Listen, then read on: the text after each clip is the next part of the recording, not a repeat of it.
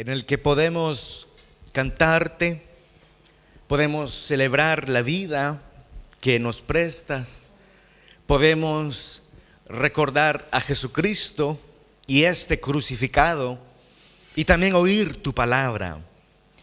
Padre, rogamos que por medio de tu Espíritu puedas tú hablarnos en esta oportunidad a cada uno de nosotros. Tú sabes cuáles son nuestras circunstancias, nuestras luchas, nuestras debilidades, pero que por sobre todas las cosas anhelemos más tu palabra, Señor, y que esta pueda ser enviada desde el cielo a nuestros corazones. Padre, haz tu obra en esta oportunidad. Rogamos, Señor, que tú puedas estar en medio nuestro y que los corazones más duros puedan rendirse a ti, y que tu iglesia pueda oír con atención lo que tú hablas a través de tu palabra. En el nombre de Jesús te lo pedimos, Señor. Amén. Vamos a abrir la Biblia, hermanos, en el Evangelio de Mateo, capítulo 5. Estamos estudiando el Sermón del Monte, paralelamente a lo que el pastor está haciendo con el Evangelio de Marcos.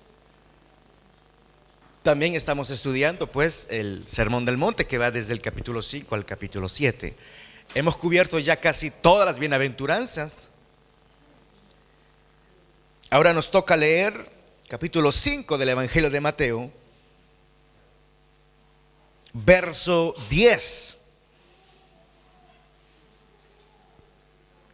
Dice así: dichosos los perseguidos por causa de la justicia, porque el reino de los cielos les pertenece. Amén. Amén. Como he dicho, hermanos, hemos estado estudiando cada una de las bienaventuranzas. Hemos estudiado desde el verso 1 del capítulo 5 hasta hoy y hemos cubierto las 8 bienaventuranzas, y resulta que ahora estamos estudiando la última de las bienaventuranzas. Recuerden que en el Sermón del Monte las bienaventuranzas son la introducción al sermón. Entonces estamos terminando la introducción del Sermón del Monte. Y digo que es la última, aunque ha habido debates acerca de si esta bienaventuranza es la última o termina con el verso 11, donde dice: dichosos son ustedes cuando por mi causa la gente los insulte, los persigue y levante contra ustedes toda clase de calumnia. Y luego el verso 12 también. Entonces algunos piensan de que el verso 11 y 12 son el final de las bienaventuranzas. El punto es que, a mi parecer, los versos 11 y 12 son una explicación o una, digámoslo así, puesta en práctica de lo que acaba de decir el verso 10. Es decir, Jesús va a dar casos prácticos de la persecución a los cristianos. Y el tema es y sigue siendo la persecución, por lo que no puede ser otra bienaventuranza. Además de ello, las bienaventuranzas siempre traen una bendición. Los pobres en espíritu, porque heredarán el reino de los cielos. Los que lloran, porque serán consolados. Los que tienen hambre y sed de justicia, porque serán saciados. En cambio, el verso 11 y 12 no tiene una promesa igual. En cambio, el verso 10, que es la última bienaventuranza, sí la tiene, porque dice: bienaventurados los que padecen persecución por causa de la justicia, porque el reino de los cielos le pertenece. Ese sería otro argumento. El tercer argumento sería que las bienaventuranzas en realidad tienen un solo tema. Y recuerden cómo empieza la primera bienaventuranza.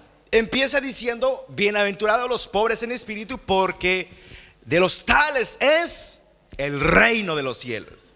Entonces, lo que hace Jesús ahí es hablar del tema del reino de los cielos. ¿Cómo es que accedemos al reino de los cielos? Y ese es el tema. Por eso es que el verso 10 que hemos leído dice: dichosos los perseguidos por causa de la justicia, porque el reino de los cielos. Es decir, él está cerrando la introducción. Toda la introducción era acerca del reino de los cielos. Lo vimos en el primer verso, en la primera bienaventuranza, y ahora en la última bienaventuranza también cierra ya Jesús el tema del reino de los cielos, aunque en el sermón va a volver a hablar acerca de ello. Ese sería el tercer argumento por el cual esta es la última bienaventuranza, y que el verso 11 y 12 son una continuación de la bienaventuranza 9. Como dije, hermanos, las bienaventuranzas conciernen el reino de los cielos. Y Jesús está mostrando que es un ciudadano del reino de los cielos. Un ciudadano del reino de los cielos.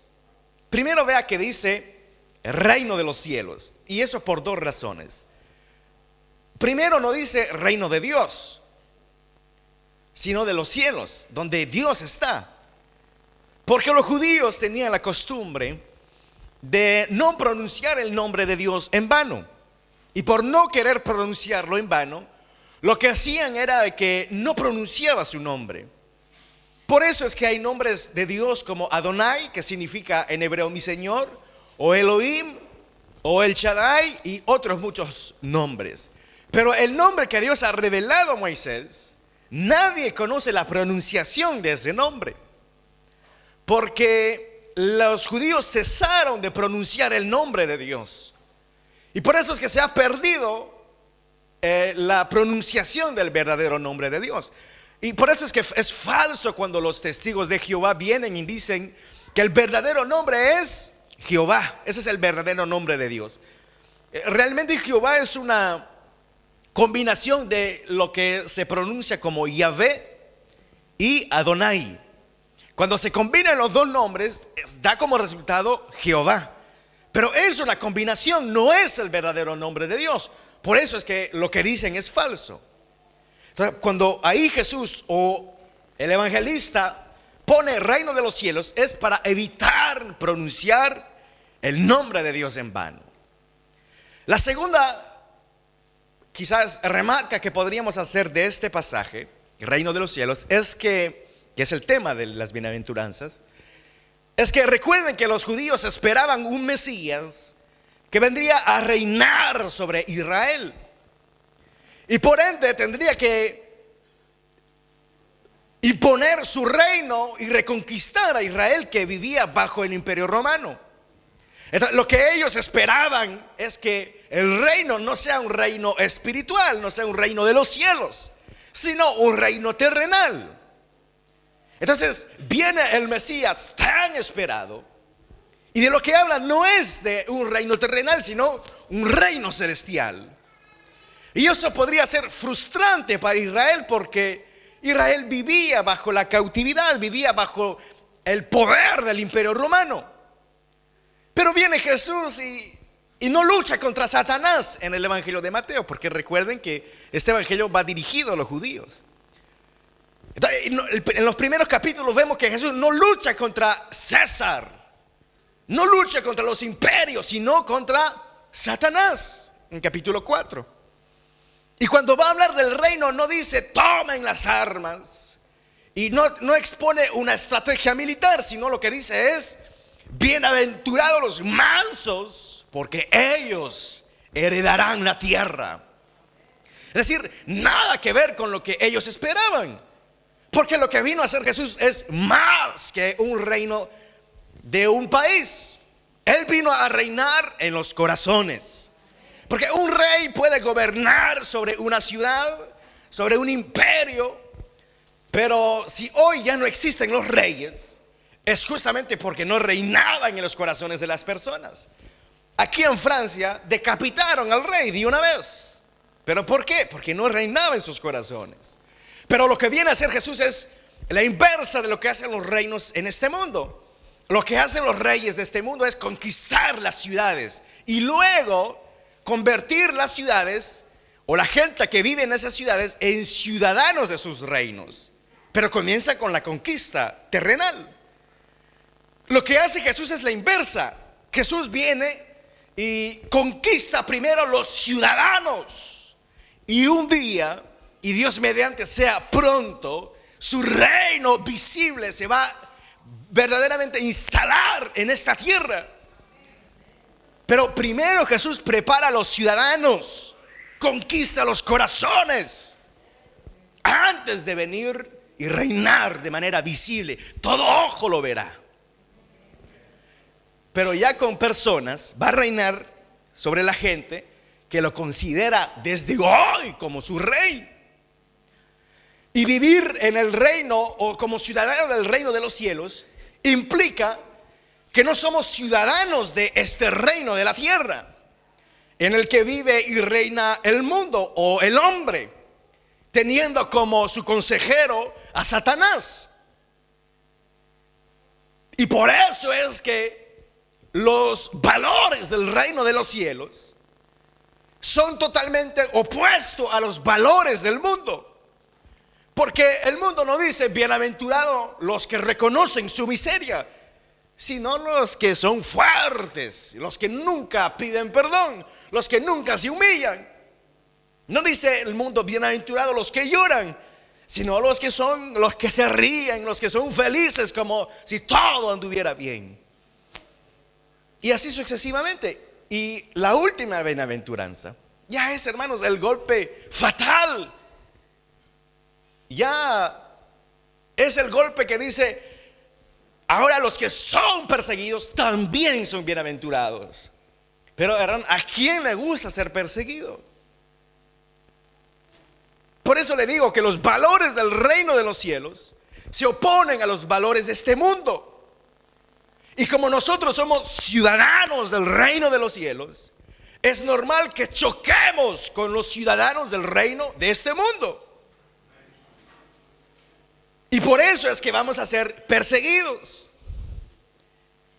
Fíjense que todas las bienaventuranzas eran activas. Es decir, los que reconocen, o sea, los que reconocen su miseria, los que lloran, los misericordiosos, es decir, los que hacen misericordia, los pacificadores, los que producen la paz. Pero ahora ya no es una bienaventuranza activa, es decir, ya no se pide nada del cristiano, sino que ahora, porque eres pobre en espíritu, porque lloras tu miseria, porque eres humilde con los demás, porque tienes un hambre y sed de justicia, porque tienes un corazón limpio, porque eres pacificador, todo eso como resultado no es una corona, es persecución.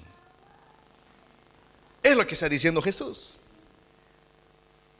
Uno diría: pero ¿de qué vale ser todas estas cosas si al final perseguido? Es que cuando usted sea todas estas cosas, considerará las persecuciones como una bienaventuranza. Es lo que dijeron Juan y Pedro cuando en Hechos de los Apóstoles fueron arrestados porque predicaban aquel nombre de Jesús. Y cuando los golpearon, salieron de ahí y dijeron que eran felices porque habían sido hallados dignos de padecer por el nombre de Jesús. Claro que eso para el mundo suena loco, pero porque son de este mundo. Nosotros no somos de este mundo. Y es una de las razones por las que Dios permite la persecución, para que usted no seamos conforme con este mundo. Yo recuerdo haber conversado con una joven cristiana que me decía: es que yo no soy tan apurada para que Jesús vuelva. Entonces yo le dije: pero ¿cómo así? Entonces ella me dice: lo que pasa es que a mí me gustan las hamburguesas, a mí me gusta esquiar, y si el Señor viene, bueno, ya no tendremos estas cosas. Y ella hablaba en serio. Por eso le digo que la persecución nos recuerda que no somos ciudadanos de este mundo.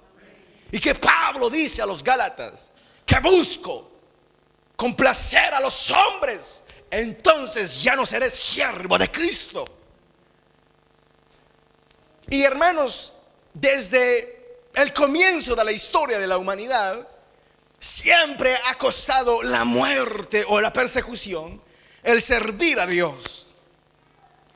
Cuando Adán y Eva cayeron en pecado, luego tuvieron hijos. Por eso es que Eva es llamada Eva, porque Eva significa madre de las vivientes, madre de los vivientes. Y sus hijos, o dos de sus hijos, nos relata la Biblia su historia, sus historias. Uno de ellos es Abel y el otro es Caín. Los primeros hermanos de la historia de la humanidad. Y se nos dice que Abel entregaba ofrendas a Dios que le agradaban. Pero Caín también ofrendaba a Dios, pero esas ofrendas no le agradaban a Dios. ¿Por qué? Bueno, una de las razones es que Abel ofrecía un culto a Dios según el pacto que Dios hizo con Adán y Eva. Porque cuando se fueron del jardín del Edén, dice la Biblia que Dios mató un animal y que con piel de animal es que él vistió a Adán y Eva. Entonces ya había una concepción del sacrificio. Y Abel eso lo había entendido, por eso es que ofrecía sacrificios de animales. Pero Caín ofrecía sacrificios según lo que le daba la gana. Vean que a Dios no le gusta que nosotros ofrezcamos cultos a Dios según lo que nos ocurra, sino lo que Dios ha establecido en su pacto. Bueno, entonces Abel ofreció una ofrenda que le agradaba a Dios. Pero fíjese que Abel no andaba evangelizando a Caín, no andaba diciendo, mira, así se agrada a Dios. No, Abel estaba viviendo su vida como piadoso. ¿Y qué le valió eso? Es que su hermano Caín lo mató. Ahí usted tiene la primer persecución de la historia de la humanidad y el primer asesinato de la historia. Pero ¿cuál es el motivo del primer asesinato? El motivo o la razón es porque agradaba a Dios. Porque agradaba a Dios.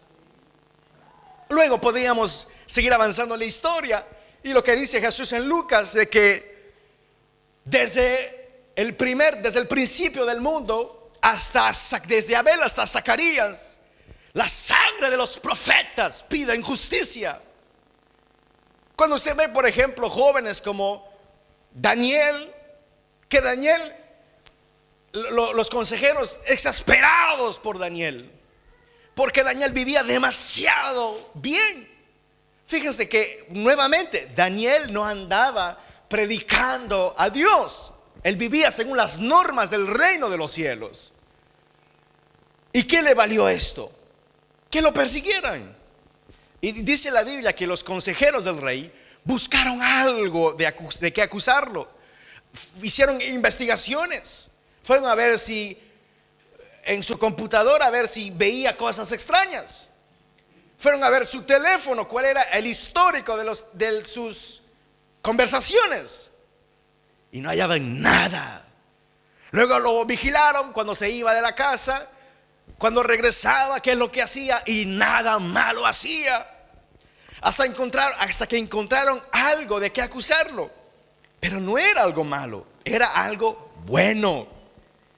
Les dijeron, este hombre ora mucho, vamos a agarrarlo desde ese ángulo.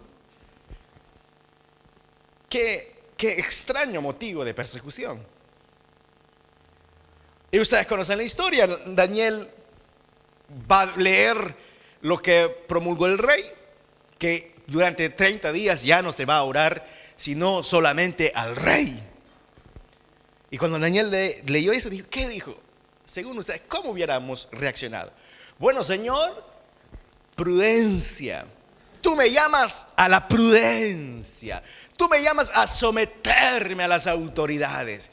Así que si las autoridades dicen que no hay que ir a la iglesia porque podemos contaminarnos, Señor, mi corazón va a la iglesia, pero este cuerpo que tú quieres cuidar se va a quedar mirando en la casa. ¿Qué ha dicho Daniel? Daniel dijo, ajá, qué interesante esa prohibición.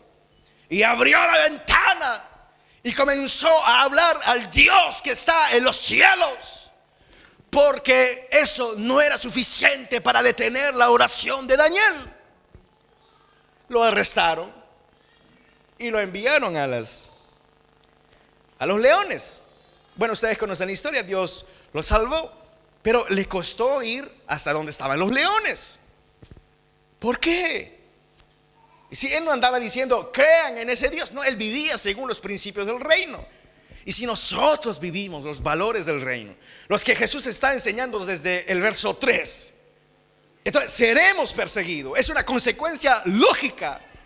Repito que las bienaventuranzas no son algo que uno pueda escoger y decir, bueno, a mí me gusta esta bienaventuranza, me parece elegante, a ver qué tal me queda a mí. No, primero que la una lleva a la otra, uno no puede saltarse.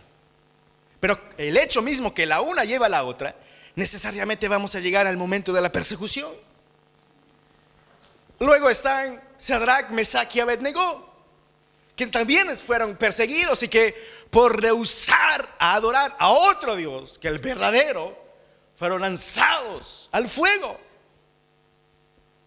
Y también, gracias a Dios, fueron salvos, pero no todos son salvos de la persecución. Se dice que Isaías o Jeremías, no recuerdo, fue cortado en dos. En dos lo cortaron. El gran profeta terminó despedazado. Luego tenemos al mayor de los profetas, del que habló Jesús. Dijo Jesús, de entre los nacidos de las mujeres, ningún como Juan el Bautista, el gran predicador del desierto. Ese hombre, cuando predicaba, los desiertos se llenaban. Es como hacer florecer una flor en medio del desierto. Él podía levantar una iglesia por el poder de Dios, por medio de su predicación. Pero ¿qué le costó? Dice la Biblia que él era una voz. Él era una voz. ¿Y qué le cortaron? El cuello, de donde sale la voz. Le cortaron la voz porque predicaba la verdad, porque vivía los valores del reino. Y luego avanzamos en la historia y resulta, hermanos, que nadie menos que nuestro propio Salvador llegó a ser perseguido por los suyos. Lo arrestaron y lo crucificaron. Y Jesús dijo, el alumno o el siervo no es mayor que su amo. Si a mí me persiguieron, a ustedes también los perseguirán. Si a mí me odiaron, a ustedes también los van a odiar. La persecución no es evitable, es parte de la vida cristiana. Y alguien dijo que si usted nunca ha sido perseguido en su vida, pregúntese si realmente vive los valores. Porque nosotros somos los primeros en decir, este mundo va cada vez de mal en peor. Entonces significa que la luz resplandece más en la oscuridad. Y normalmente se tendría que vernos más todavía la diferencia que nosotros hacemos. Pero si no la hacemos, o si no nos persiguen, es porque quizás no la hacemos. Bueno, Jesús perseguido y matado también. La iglesia nace en Hechos 2 de los Apóstoles. Comienza la expansión del evangelio. Jesús dice, ustedes serán mis mártires y predicarán el evangelio en Judea, en Samaria y hasta todos los confines de la tierra. Lo que pasa es que, y ahí viene una razón, porque uno podría preguntarse, pero ¿por qué es necesaria la persecución? Y repito, no digo que es opcional, es necesaria la persecución. ¿Por qué? Porque en Hechos de los Apóstoles, al menos lo vemos así en Hechos, Jesús había dicho, ustedes irán por todas partes del mundo. Pero durante un capítulo, 2 capítulos, 3 capítulos, 4 capítulos, 5 capítulos, 6 capítulos, 7 capítulos, la iglesia no se mueve de Jerusalén. No se mueve, se queda ahí entre 4 muros de la ciudad y no se mueven. Entonces, ¿qué sucede? Que ahí viene el primer mártir de la historia de la iglesia cristiana, Esteban. Y Esteban era un diácono, es decir, era un hombre que servía en las mesas. No era un predicador, no era un apóstol, no tenía dones particulares. Sencillamente predicaba, o más bien, sencillamente servía en las mesas. Bueno, lo arrestan a él, lo condenan y lo matan. Apedreado, gracias. Apedreado. Y es hermoso, hermanos, el momento en que Esteban es apedreado. Porque dice la Biblia que cuando él, es más, en el discurso de Esteban, él va a decir que la sangre de los profetas están en sus manos. Eso es lo que va a decir a los fariseos. Y los fariseos, dice la Biblia, que lo miraron y cerraban los dientes porque respiraban odio. Y los judíos no tenían derecho de ejercer la pena capital. Por eso que cuando querían que alguien muriera, tenían que apelar a los romanos y acusar a dicha persona de un mal tan grande que merecía la muerte. Por eso es que fueron a ver a los romanos para matar a Jesús. ¿Por qué no lo mataron ellos mismos? No tenían ese poder. Solo los romanos tenían ese poder. ¿Y cuál fue la acusación de los fariseos contra Jesús? Él es rey de los judíos. En otras palabras, él quiere una revolución contra el imperio romano. Así que mátenlo, porque si no van a tener una revolución. Y claro, los romanos van a decir, bueno, está bien. Y por eso es que arriba de la cruz está escrito, esa pequeña tabla dice, Jesús, rey de los judíos. Porque de eso era acusado Jesús. Bueno, pero la pregunta sigue, ¿por qué es que no mataron a Jesús ellos mismos? ¿O por qué no fueron a ver a los romanos para que mataran a Esteban? Porque Esteban no había hecho ningún daño. Ningún daño había hecho Esteban. Solo servía en las mesas. Entonces, ellos sabían que por pasar por los romanos era imposible. Entonces fue tal el odio, la rabia que sentían, que tomaron las piedras y lo apedrearon. Pero dice la Biblia que Esteban vio y dice, veo los cielos abiertos y a Jesús de pie a la derecha del Padre. Y ahí, hermanos, las piedras. Pero vean lo que vio Esteban. Claro, a uno le encantaría ver eso, pero no nos encantaría ver eso mientras nos tiran piedras. A uno le fascinaría ver el mar rojo abrirse, pero no los carros o los jinetes del faraón detrás de nosotros. Entonces, Esteban vio a Jesús de pie. Y es interesante este detalle porque en todo el Nuevo Testamento Jesús es presentado sentado a la diestra. Pero ahí Jesús está de pie, como recibiendo su primer mártir. Y muere Esteban. Y ahí recién es que la iglesia de Jerusalén va a comenzar a salir. Porque vieron que se perseguían a los cristianos, entonces huyeron de Jerusalén, pero donde iban, predicaban el evangelio. Pero si usted quita la persecución, hasta hoy la iglesia seguiría en Jerusalén. Porque tenemos esa tendencia a quedarse en nuestra propia iglesia. No, aquí estoy bien, aquí gritan bien. O sea, la voz es tan suave incluso cuando gritan que uno se duerme. Y con las mascarillas no se dan cuenta. No, Dios va a enviar la persecución porque es necesaria para que los judíos, o la iglesia, de Jerusalén salga y pueda predicar. Y ahí es que Samaria es evangelizada. ¿Se da cuenta por qué es necesaria la evangelización? La persecución. Luego avanzamos en Hechos de los Apóstoles y los apóstoles ya son perseguidos. Jacobo va a morir. Entonces eso es lo que Jesús había dicho. Bienaventurados los que son perseguidos, cuando los persigan, o los que son perseguidos por causa de la justicia, porque de los tales es el reino de los cielos. Y hermanos, podríamos seguir cuando vemos la primera epístola de Pedro, por ejemplo. la estructura de la primera epístola, uno ve que el enfoque que le da Pedro a su epístola es la persecución.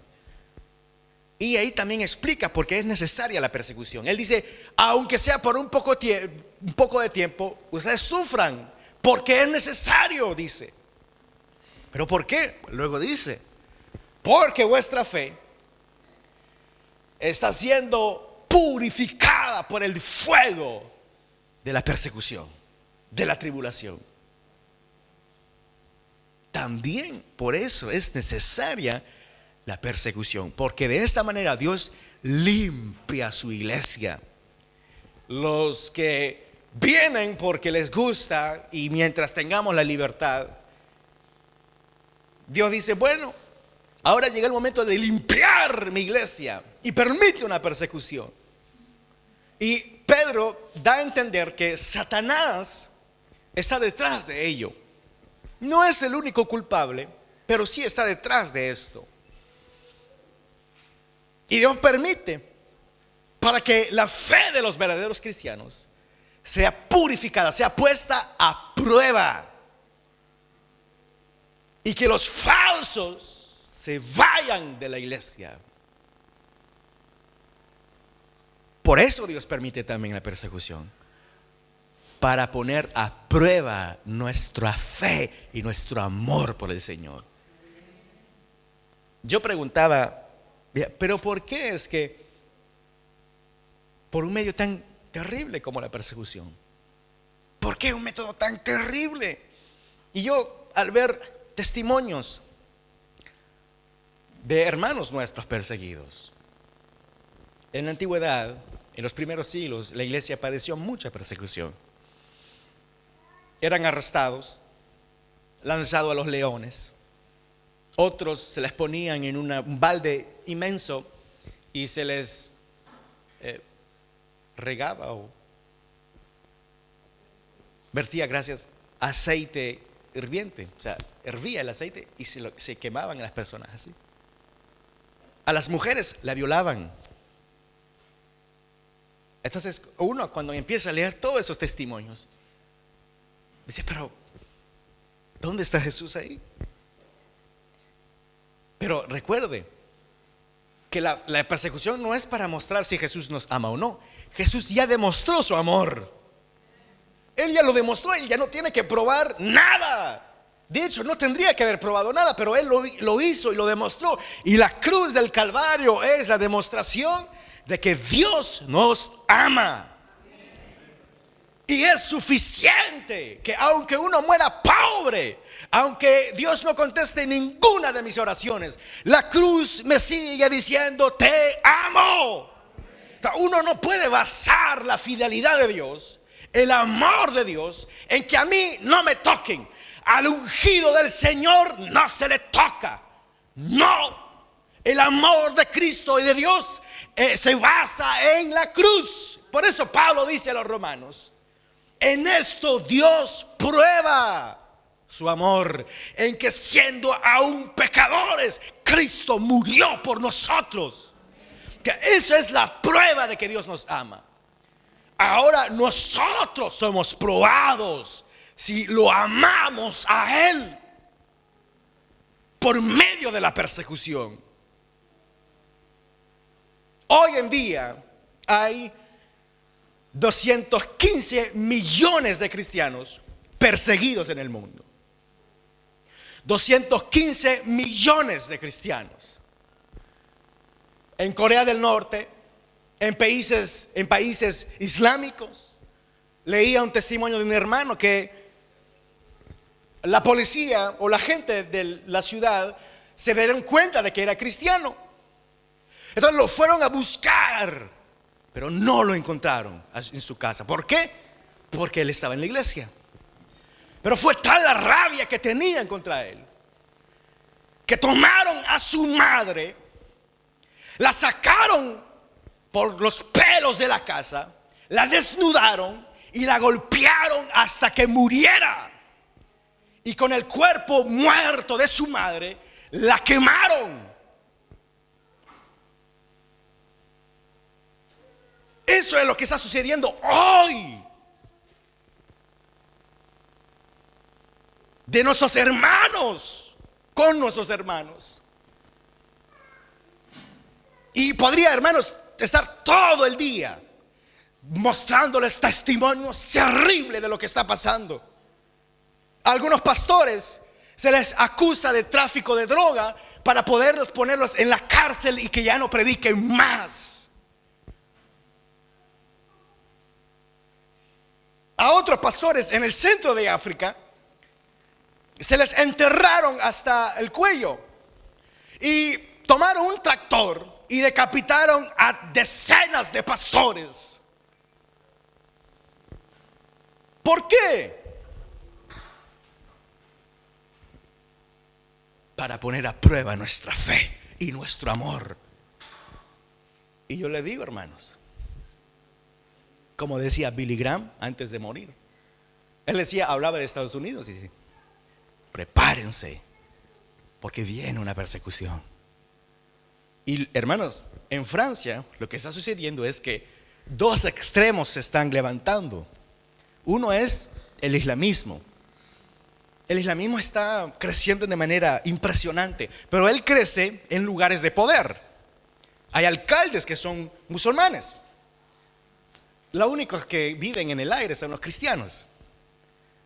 Sí, los cristianos no les importa lo que hagan con sus hijos en la escuela. Total, con tal que tengan comida en la casa y tengan un techo, me basto. Y el mundo sigue, o los musulmanes siguen progresando. Y están llegando a lugares de poder. En Inglaterra ya sucedió. Me parece que el alcalde de Londres es musulmán. Y en la asamblea de ministros hicieron orar un imán, ahí llamando a la oración. El país de Wesley, de Whitefield, de Spurgeon, de John Owen, hoy un imán está predicando ahí. ¿Y qué creen que hacen los musulmanes con los cristianos? Ese es un extremo. El otro extremo es el progresismo, lo que llaman el progresismo, que son personas que generalmente son del movimiento LGBT. No sé si han oído hablar de un niño en Bordeaux que se dice, él se cree una niña. Tiene 8 años. Y él dice: yo soy una niña. Los reporteros, el país entero estaba focalizado en ese niño. ¿Y qué decía? Decía: yo soy una niña. Y el alcalde de la ciudad dijo y exigió que los profesores le llamen Lily a ese niño y la consideren como una niña cuando es un niño. Cuando alguien nos impone un vocabulario, también nos impone una manera de pensar, porque sin vocabulario usted no puede pensar. Entonces, cuando nos inculcan o nos imponen un vocabulario, están diciendo: ahora tienes que pensar así.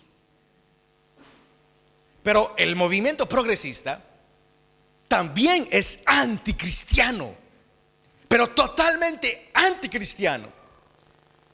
Y los musulmanes también. Ellos son los dos extremos que están progresando en Francia. Yo le digo, cualquiera de los dos que gane, ¿qué va a pasar con nosotros?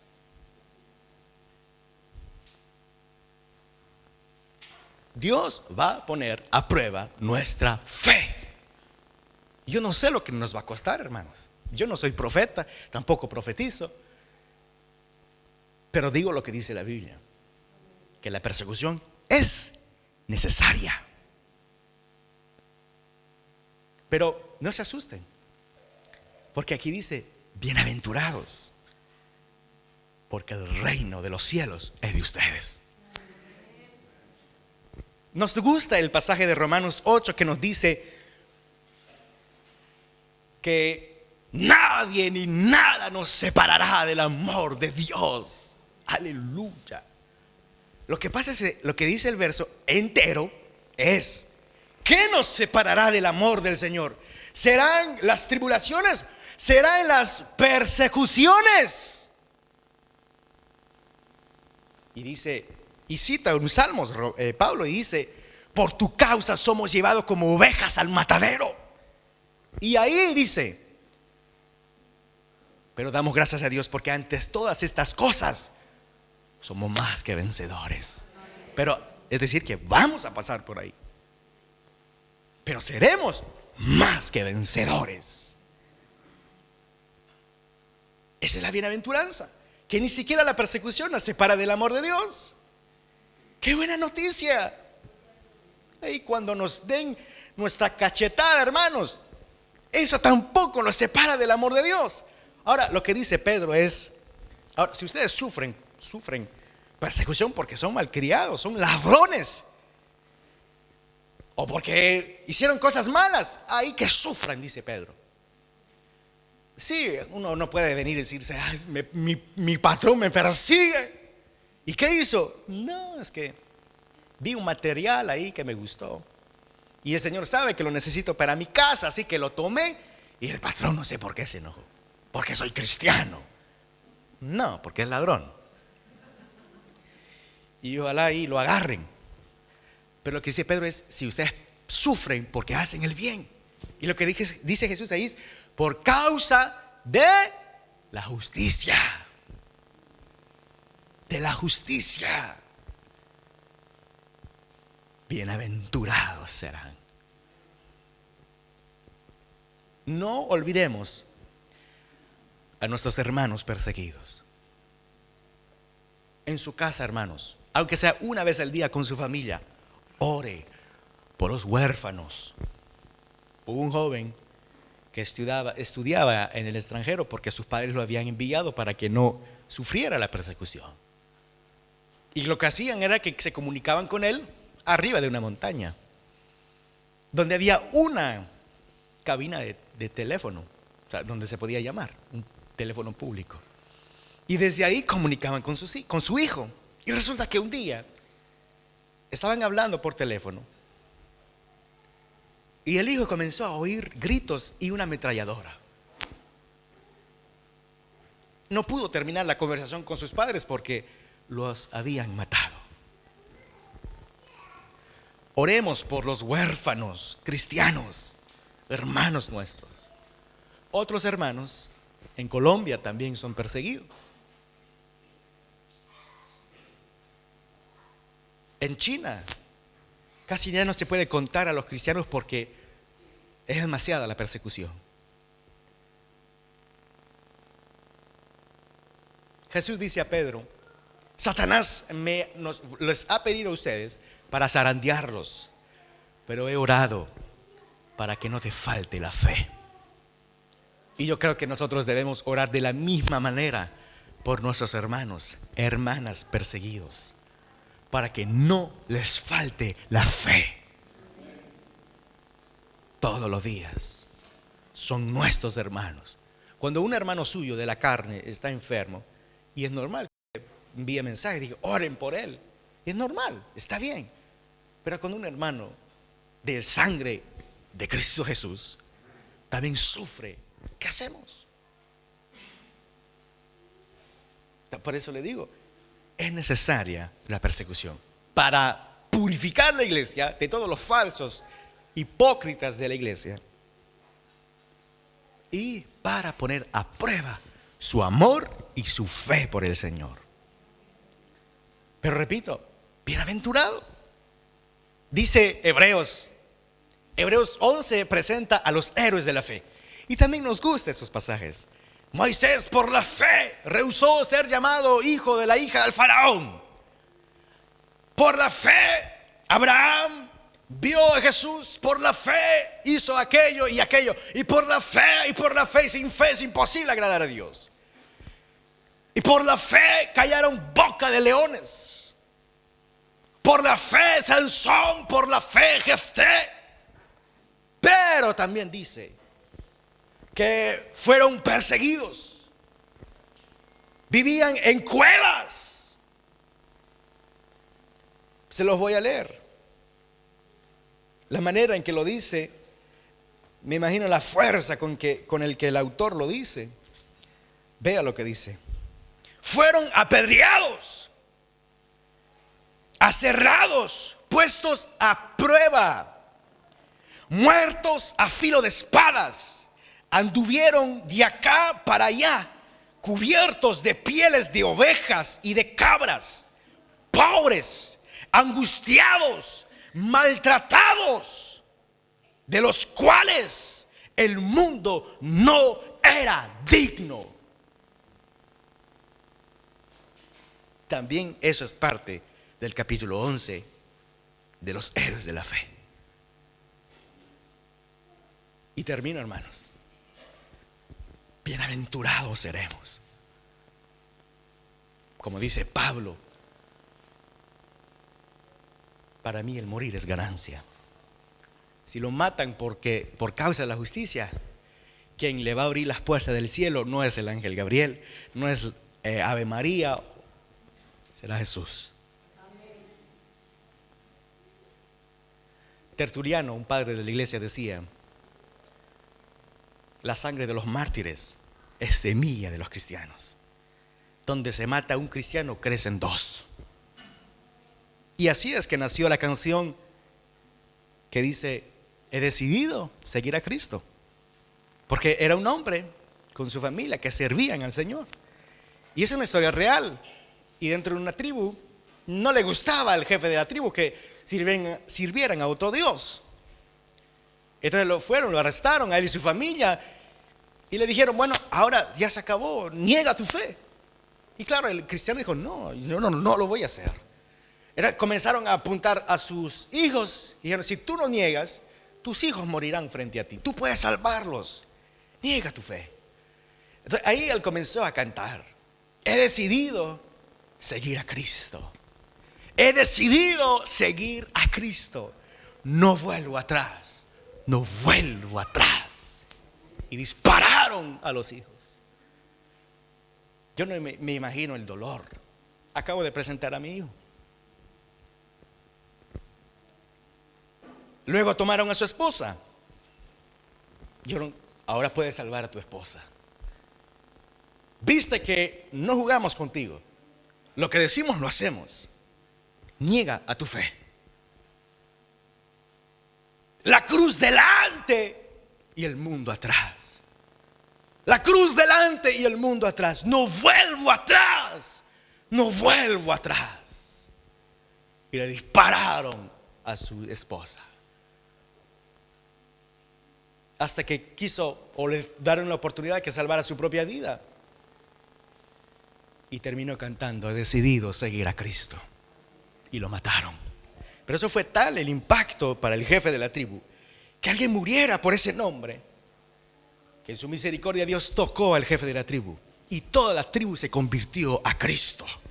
Es lo que decía Tertuliano: la sangre de los cristianos, de los mártires, es semilla que hace crecer la iglesia. Y Hebreos termina diciendo que estamos rodeados de una nube de testigos que nos dicen: sigue adelante. Y es como un estadio. Imagínense un estadio de los Juegos Olímpicos. Está lleno el estadio. Ahí vamos nosotros corriendo y viene la persecución y nos quiere echar para atrás, pero la nube de testigos, compuesta por hombres como Moisés, como Juan el Bautista, como Jacobo, como Esteban, como los cristianos que murieron por la fe, dicen: sigue adelante. Vale la pena servir a Jesús, aunque mueras por Él. Y la nube de testigos está gritando: hoy sigan adelante. Departamento hispano, si hay una persecución, bienaventurado serás, porque habrás sufrido por causa de la justicia. A eso nos llama el Señor, hermanos, a estar dispuesto a todo.